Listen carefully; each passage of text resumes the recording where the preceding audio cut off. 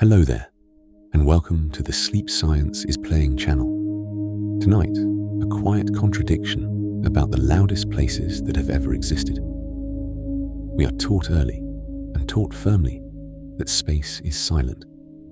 No air, no sound, nothing to carry a vibration from one place to another. And in a narrow and very specific sense, this is true. And yet, spacecraft have returned recordings from space. Black holes have been found to produce an actual musical note, far too low for any ear to hear, but a note nonetheless. The sun rings continuously, like a bell the size of a star. The early universe was filled with sound so vast, it left its fingerprint on the arrangement of every galaxy we can see. Tonight, we will walk through what sound really is, why the simple statement that space is silent is both true and incomplete, and what the universe would feel like if our senses were built differently. If these quiet explorations are worth your time, a like or a subscribe helps the channel reach others who do. Thank you for being here. But for the next 2 hours, none of this is anything you need to hold. Settle in. Let your shoulders soften. Let your breathing slow. Let the day fade away. Let's begin. Begin with the plainest version of the claim. Sound, in the everyday sense, is a wave of pressure traveling through a medium. When a guitar string vibrates, it pushes against the air molecules beside it. Those molecules bump into their neighbors, which bump into their neighbors, and a wave of compression and rarefaction spreads outward through the air until it reaches an eardrum, which vibrates in turn, and the brain interprets that vibration as sound. The wave needs something to push against. Air works, water works, and works rather well, since water molecules are packed more closely together and transmit pressure waves faster and farther than air does. Solid rock works too. Sound can travel through the ground, through walls, through the hull of a ship. What sound cannot do, in this everyday sense, is travel through nothing. A vacuum, by definition, has no molecules to push against. If you remove the air from a bell jar containing a ringing bell, the ringing fades to silence as the air is pumped out, even though the bell continues to vibrate exactly as before. The vibration is still there. The medium to carry it away is not. This is the simple, true, and often quoted fact. Space is a vacuum, or close enough to one for nearly all practical purposes, and therefore sound in the everyday sense cannot cross it.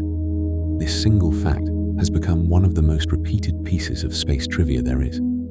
It appears in films, in textbooks, in casual conversation. In space, no one can hear you scream. It is true. It is also, as we will spend the next 2 hours discovering, only the first sentence of a much longer and much stranger story. Worth a few unhurried sentences here is the question of just how empty space actually is. The popular image of a vacuum is of perfect nothingness, an absence so complete that nothing at all exists between one object and the next. The reality is gentler and stranger than that. The space between the planets, the space between the stars, even the space between galaxies is not perfectly empty. It contains particles, just very, very few of them, spread very, very thin. Interplanetary space, the region between the planets within our own solar system, contains on the order of a few particles per cubic centimeter, mostly hydrogen and helium ions, streaming outward from the sun as the solar wind. That is an extraordinarily low density compared to the air around you, which contains something on the order of 10,000 trillion particles in the same volume. But it is not zero. Interstellar space, the region between the stars, is even thinner still, typically less than 1 particle per cubic centimeter. Intergalactic space, the space between galaxies, is thinner again by a similar factor. These densities are so low that the everyday picture of sound, a wave of molecules bumping into their neighbors in rapid succession, essentially breaks down.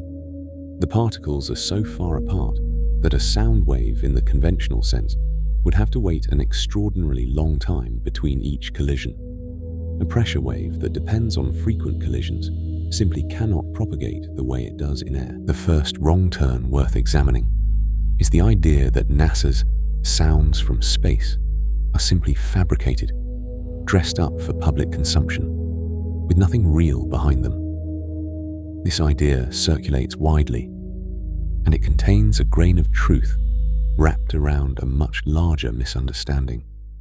It is true that many of the audio clips released under titles like "The Sound of Saturn" or "The Sound of a Black Hole" are not literally sound in the everyday sense, picked up by a microphone floating in space. There are no microphones in space, for the simple reason just described. There is essentially nothing for a microphone's diaphragm to vibrate against. What these clips actually are, in most cases, is something called sonification. A spacecraft instrument measures some other kind of signal entirely, often a fluctuating electric or magnetic field. And that fluctuating signal is converted into an audio waveform, so that human ears, which are extremely good at picking out patterns in sound, can listen to data that would otherwise live only in a graph. This sounds, on first hearing, like exactly the kind of thing that critics of these clips object to. An artificial conversion, a translation, not the real thing. But sit with this a little longer, because the same objection, if taken seriously, would apply to almost everything we call an image of space as well. Every photograph of a galaxy taken by an infrared telescope is also a translation. Infrared light is invisible to human eyes. The telescope measures it, assigns it a visible color, and produces an image we can look at. The galaxy was never really that shade of orange-red. The color is a human-readable stand-in for a wavelength our eyes cannot perceive. We do not call these images fake. We call them what they are: a faithful translation of a real signal into a channel our senses can use. The sonified recordings of space are doing exactly the same thing, but for our ears instead of our eyes. The electric field oscillations measured by a spacecraft near Saturn are real. The choice to render them as audio rather than as a line on a graph is a choice about presentation, not a fabrication of the underlying data. So the first wrong answer, "It's all fake," dissolves once we look closely. The data is real. The translation into sound is a presentation choice, the same kind of choice astronomers make every time they turn invisible light into a picture.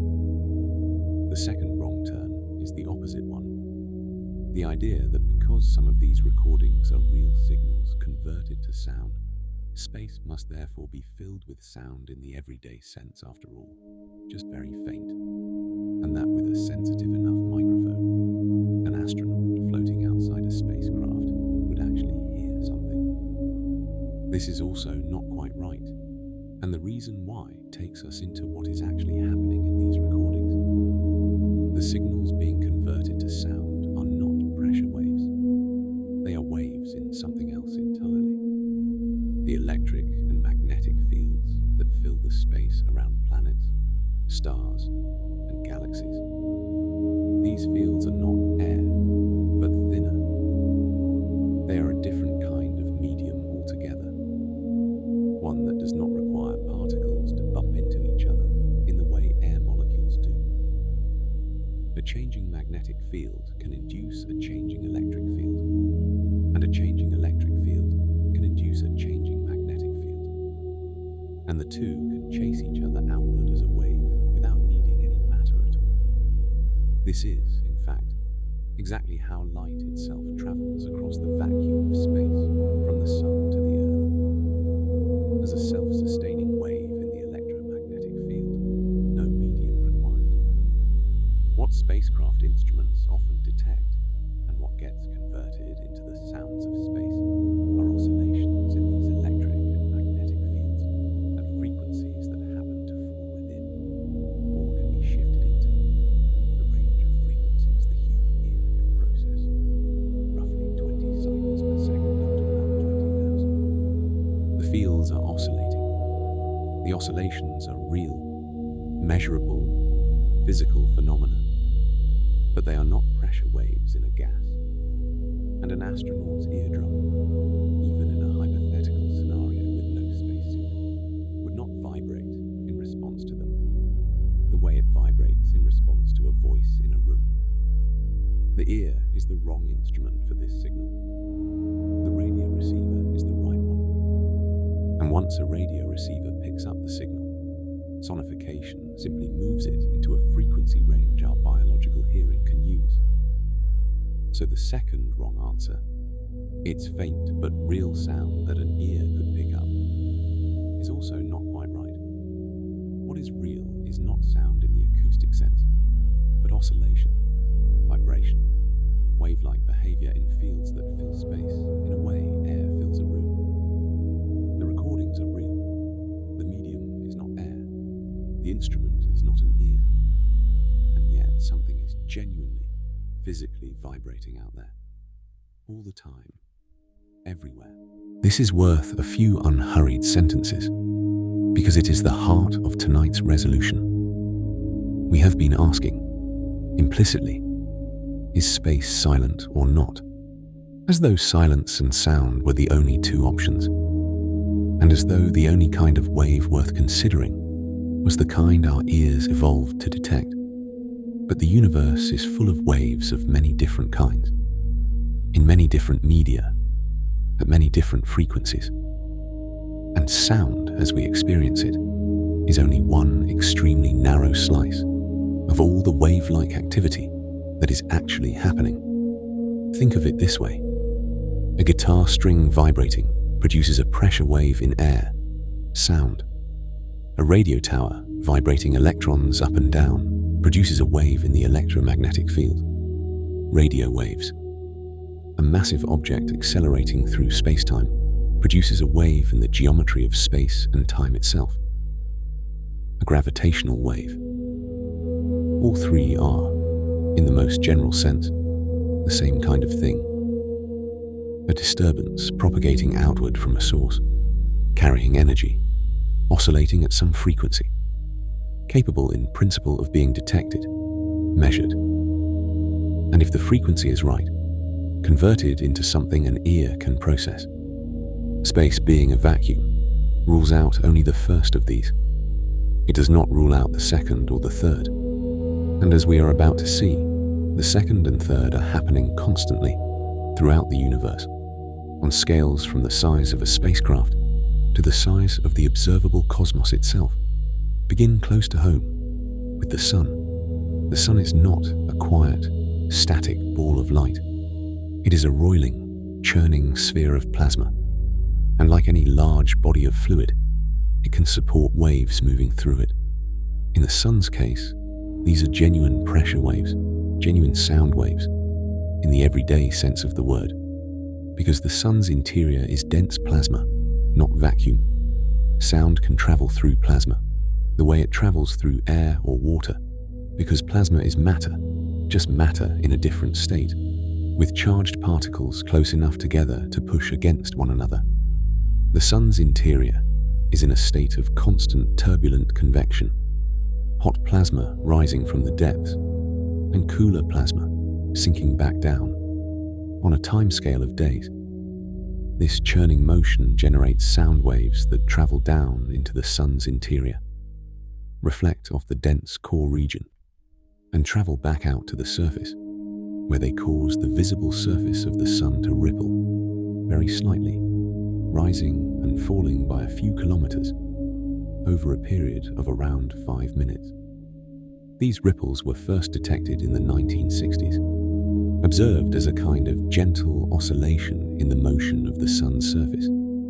At first, the cause was not understood. Over the following decades, a field called helioseismology developed the study of the sun's interior through the sound waves trapped inside it, in close analogy to the way geologists study the Earth's interior through the seismic waves generated by earthquakes. The sun, in this very real sense, rings.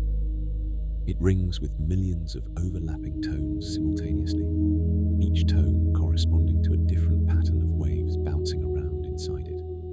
Each tone telling helioseismologists something different about the temperature, density, and motion of the plasma at different depths. The combined sound of all these overlapping tones, if it could somehow be brought to the surface and listened to directly, would be an extraordinarily deep and complex chord, far too low in frequency for any human ear to perceive directly. The dominant tone of the sun's oscillation has a period of about 5 minutes, corresponding to a frequency thousands of times lower than the lowest note a human ear can detect. When scientists speed up recordings of the sun's oscillation data, compressing months of slow ripple into a few seconds of audio, what emerges is an eerie, resonant tone, often described as sounding like a vast bell or a deep hum. This is sonification again, the same translation process described earlier. But underlying the translation is something completely real. The sun's surface is, in fact, vibrating, in fact ringing, in fact producing genuine sound waves within its own body all the time, and has been doing so for billions of years. The sound simply cannot escape into the vacuum beyond the sun's visible surface, because beyond that surface, there is essentially nothing left for the sound wave to push against. The sun sings to itself, in a sealed room with no door to the outside. Move outward from the sun to its atmosphere, the corona, and the solar wind, the stream of charged particles flowing outward from the sun past every planet in the solar system.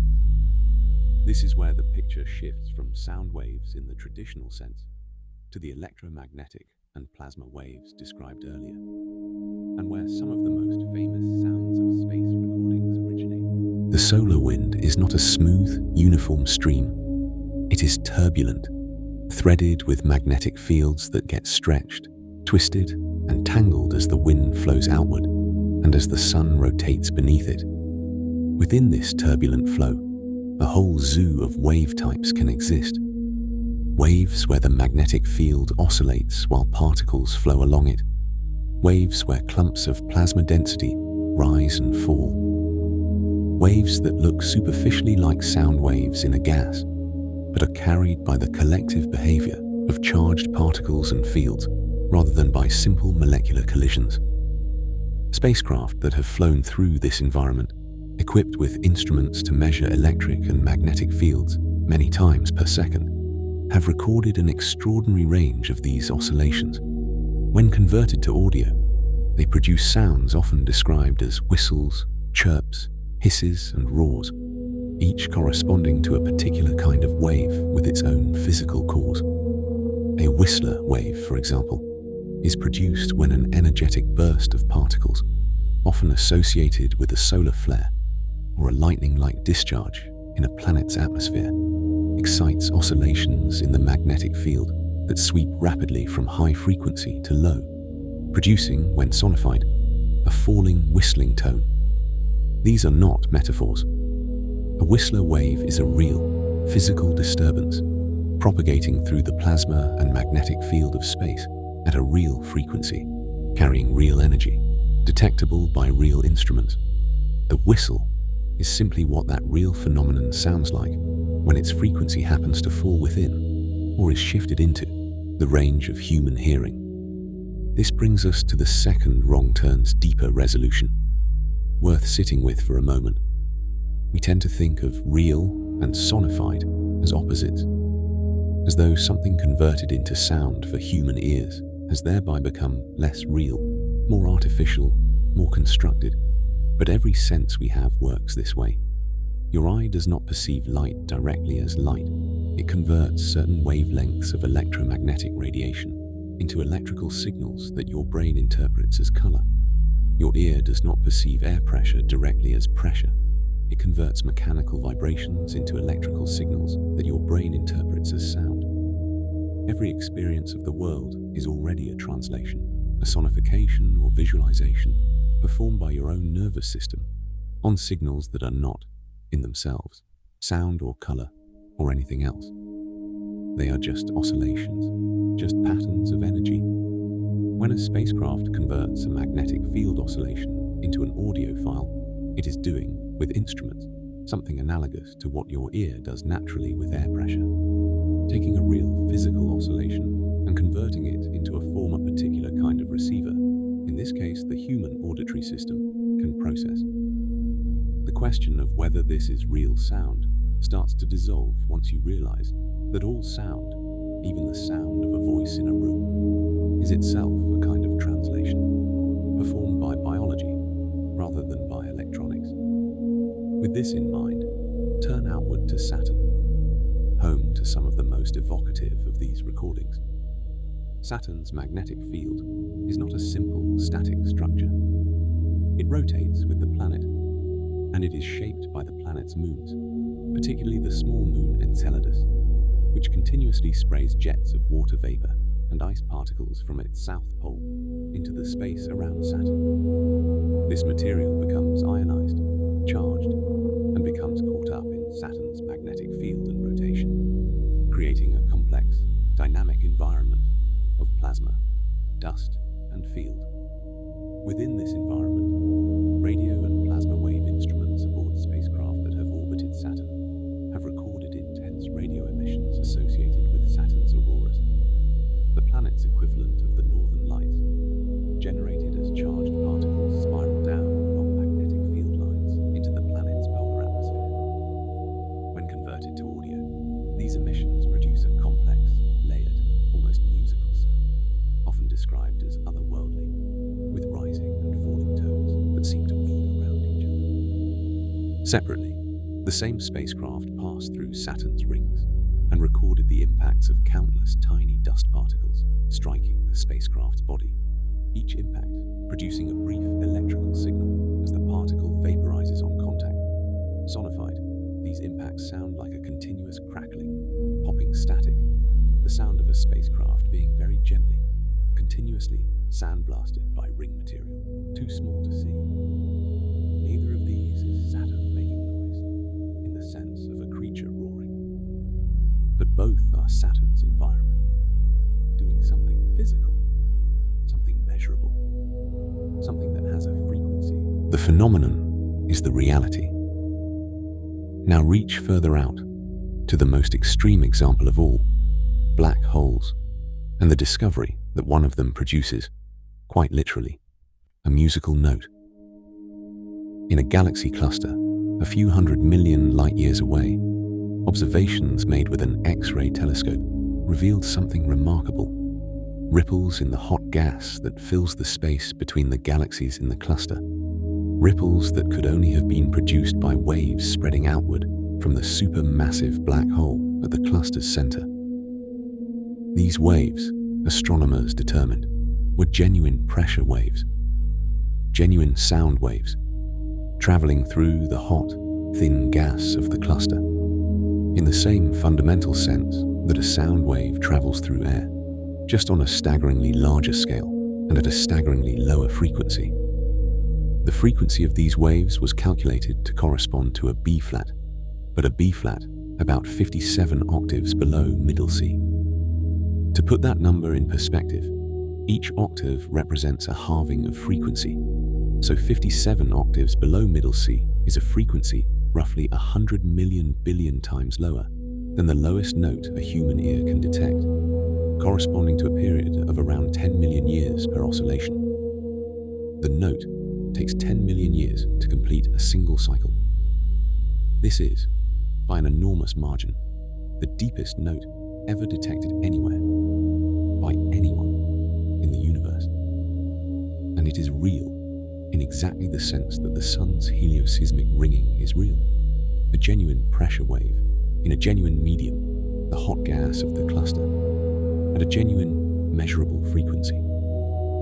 It is simply so far below the range of any conceivable ear, so impossibly slow that calling it a sound only makes sense in the most abstract, mathematical description of what sound is. An oscillation in a pressure field, propagating through a medium and a defined frequency. By that definition, and only by that definition, the black hole sings, and has been singing the same impossibly deep note for a very, very long time. Sit for a moment with the strangeness of scale here. The sun rings at a period of about 5 minutes. A black hole at the center of a galaxy cluster rings at a period of about 10 million years. Between these two extremes lies an entire universe of oscillation at every conceivable frequency, in every conceivable medium, from the dense plasma at a star's core to the thin, hot gas drifting between galaxies. Each of these oscillations is, in the most literal physical sense, a sound wave, a disturbance of pressure or density propagating through matter.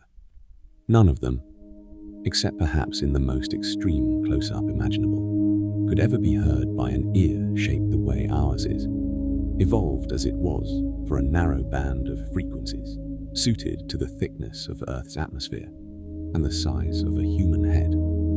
This is the same shape of resolution we have arrived at before in other explorations on this channel. The universe is not absent of some phenomenon, simply because our particular senses cannot detect it directly. The phenomenon is there, real, measurable, often spectacularly so. What is absent is not the phenomenon, but the overlap between the phenomenon's scale and our biology's narrow window onto the world. Now turn to the deepest example of all, the one that connects most directly to the dark sky exploration from a previous evening, the sound of the early universe itself. In the first few 100,000 years after the beginning, the universe was filled, everywhere, with a hot, dense plasma of protons, electrons, and photons, all tightly coupled together. This plasma was not still. It was full of regions slightly denser than average, and regions slightly less dense. Tiny variations left over from the very earliest moments of the universe's existence. Gravity pulled the denser regions inward, trying to collapse them further. But as the plasma was compressed, the photons within it pushed back, resisting the compression, like air resisting compression in a sealed container. This push and pull, gravity pulling matter inward, radiation pressure pushing back outward, set up genuine pressure waves, genuine sound waves, rippling through the plasma that filled the entire universe. These waves are called in cosmology baryon acoustic oscillations. And the word acoustic is not a metaphor. These were sound waves in the full physical sense, propagating through the hot plasma of the early cosmos at a speed that has been calculated to be a significant fraction of the speed of light, because the plasma itself was so hot and so tightly bound together. These sound waves continued rippling outward from every overdense region for as long as the plasma remained coupled to radiation, around 380,000 years, the same moment described in the previous exploration, when the universe became transparent and the cosmic microwave background was released. At that moment, the plasma suddenly stopped being a single, tightly coupled medium. The electrons and protons combined into neutral atoms. The photons, no longer scattering constantly off free electrons, streamed away freely in every direction, becoming the cosmic microwave background we can still detect today. And the sound waves, the baryon acoustic oscillations, were suddenly frozen in place, their motion halted, their pattern locked into the distribution of matter at that instant. The frozen pattern of these ancient sound waves did not disappear. It became a template, a faint preferred scale imprinted onto the distribution of matter throughout the universe. A scale corresponding to how far a sound wave could travel through the early plasma atom before that plasma stopped being a single connected medium. Over the following billions of years, as matter clumped together under gravity to form the first stars, then galaxies, then galaxy clusters, this faint preferred scale persisted, frozen into the surface of a pond at the exact moment the water turned to ice, still visible in the pattern of the ice, long after the water stopped moving. Modern surveys that map the positions of millions of galaxies across enormous volumes of space have detected this frozen ripple directly. Galaxies are very subtly, more likely to be found at a particular characteristic separation from each other, a separation that corresponds precisely to the distance those ancient sound waves traveled before the plasma became transparent. This characteristic separation, a few 100 million light-years across, is sometimes described, with only a little poetic license, as the largest sound wave ever produced, a sound that rang through the entire universe for a few 100,000 years, and then was frozen permanently into the arrangement of every galaxy that would ever form. There is something worth holding gently here. The dark patches of the night sky, explored on a previous evening, were shown to carry information about the universe's age and expansion, encoded in the absence of light. Tonight, we find that the very arrangement of galaxies across the sky, the spacing between the bright points in that dark sky, carries information about a sound that rang through the universe in its first few 100,000 years, and then went silent forever, its waveform permanently fossilized into the large-scale structure of everything. The dark sky and the pattern of galaxies within it are, in their different ways, both records. One is a record of light that has not yet arrived. The other is a record of sound that arrived everywhere, all at once, a very long time ago, and then stopped. Now turn to the question of perspective. The same kind of perspective shift explored in the previous evening's consideration of different wavelengths of light. If sound in the broadest physical sense, an oscillation in some medium at some frequency, is happening constantly throughout the universe, what would the universe feel like to a sense built differently than ours? Begin close to home. If a human ear somehow could be made sensitive to frequencies many octaves below its normal range, and could somehow survive in the vacuum of space, what would the solar system sound like? The solar wind streaming past would produce a constant, shifting hiss and crackle, rising and falling with the sun's activity, punctuated by sharp whistling tones whenever a burst of energetic particles swept past.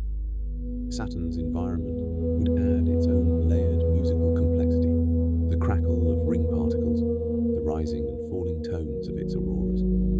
The sun itself, slowed down by thousands of times, would provide a deep, resonant, ever-present hum, the combined chord of millions of overlapping oscillation modes, the sound of a star quietly ringing as it has rung for 4.5 billion years. Reach further. A sense built to detect gravitational waves, ripples in the fabric of space-time itself, produced by the most violent events in the universe, would perceive an entirely different soundscape.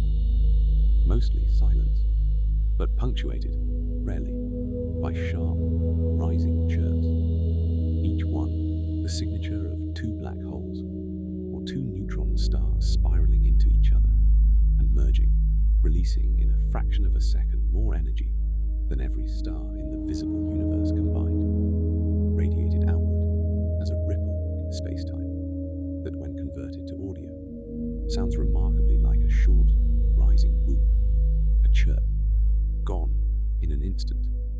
These events happen somewhere in the universe, far more often than intuition suggests, and detectors built on Earth in the last decade have begun to register them, opening what is sometimes called a new sense for astronomy entirely, a way of perceiving the universe that has nothing to do with light at all, and reach to the largest scale of all. A sense built to detect the frozen acoustic pattern in the distribution of galaxies, somehow able to perceive that pattern directly, would experience the universe not as silent, and not even as a soundscape of discrete events, but as something closer to a single vast frozen chord, a note struck once, in the earliest moments of everything, that rang for a few 100,000 years, and then stopped, its waveform preserved forever in the spacing between every galaxy, in every direction. Such a sense would perceive the large-scale structure of the universe the way a person might perceive the grooves on an old vinyl record. Not as sound itself, but as the physical shape left behind by a sound that happened once, long ago, and can, in principle, still be read. Gather the threads now, gently, the way the previous evening's exploration gathered its own. The first thread is definitional. Sound, in the everyday sense, is a pressure wave in a medium, and space, being overwhelmingly empty, cannot carry such waves across any meaningful distance. In this narrow sense, the popular claim is true. Space is silent. The second thread is about translation. Many of the recordings released as sounds from space are sonifications, translations of real signals, electric and magnetic field oscillations, into a frequency range human ears can process. This translation is not fabrication. It is the same kind of process every sense performs constantly, converting one form of oscillation into another. The third thread is about plasma. The sun and the solar wind that fills the solar system support genuine waves, including, in some cases, genuine sound waves in dense plasma, and a whole family of plasma and electromagnetic waves that, while not sound in the strictest sense, are real, physical oscillations with measurable frequencies and causes. The fourth thread is about scale. Black holes at the centers of galaxy clusters produce genuine sound waves in the hot gas around them, at frequencies so low, periods of millions of years, that the word sound stretches to its absolute limit, while remaining, in the strict physical sense, accurate. The fifth thread is about the past. The early universe was filled with genuine sound waves, baryon acoustic oscillations, rippling through the hot plasma that existed before atoms could form. These waves were frozen in place when the universe became transparent, and their pattern survives today in the spacing between galaxies across the observable universe. The sixth thread is about senses. Just as the previous evening found that the dark optical sky is one narrow channel among many, tonight finds that silence is a description that applies only to the narrow band of pressure waves in thin gas that a human ear, evolved on the surface of a planet with a particular atmosphere, happens to be built to detect.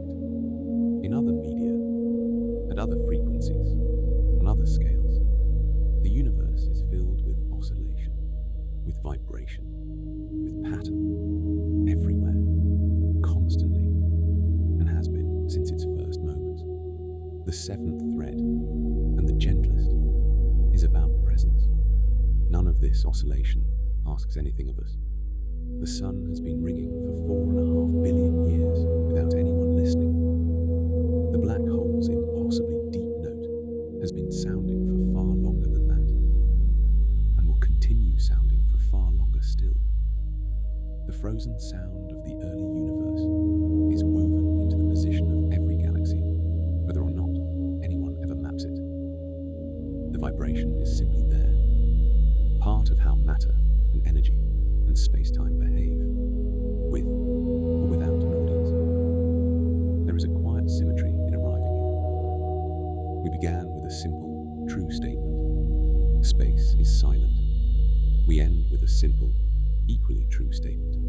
The universe is full of vibration, at every scale, in every medium, at frequencies stretching from many times faster than any ear could follow to a single, impossibly slow note lasting 10 million years, and frozen ripples that struck once and have echoed in the positions of galaxies ever since. Both statements are true.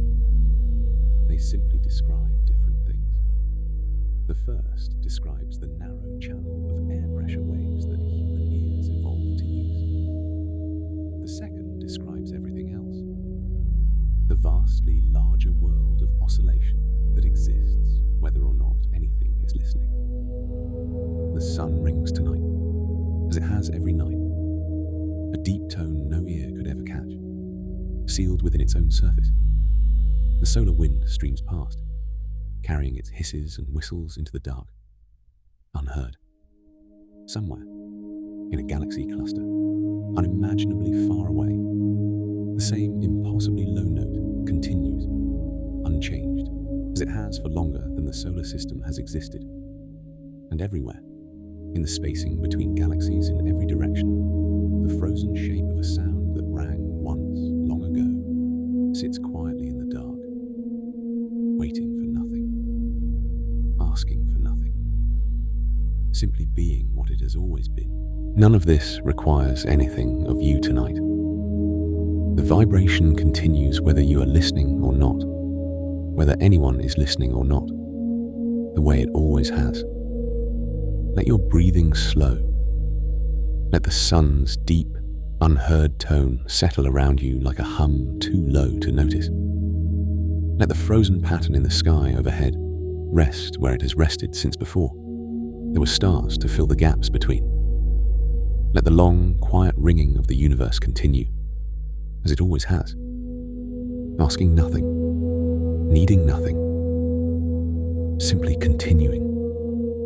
Let the night